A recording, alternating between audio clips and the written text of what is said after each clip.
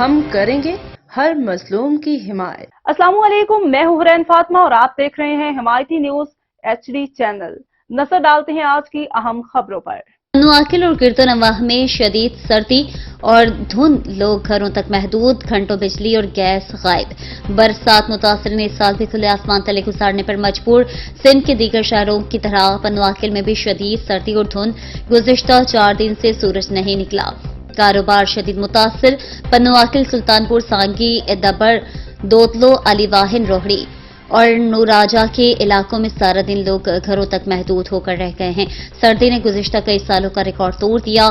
بچوں کو اسکول جانے میں بھی مشکل کا سامنا، جبکہ موسم کی خرابی کے باعث بجلی کی فراہمی بھی سخت متاثر اور گیس کی لوڈ شیڈنگ کے باعث گھروں میں کھانا پکانے میں بھی مشکلات کا سامنا کرنا پڑ رہا ہے۔ دوسری جانب سندھ حکومت کی طرف سے اعلان کردہ گھروں کی تعمیر کا عمل مکمل نہ ہونے کے باعث برسات متاثرین کی مشکلات میں بھی اضافہ ہو گیا ہے اور برسات متاثرین سخت سردی میں کھلے آسمان تلے بیٹھنے پر مجبور ہیں۔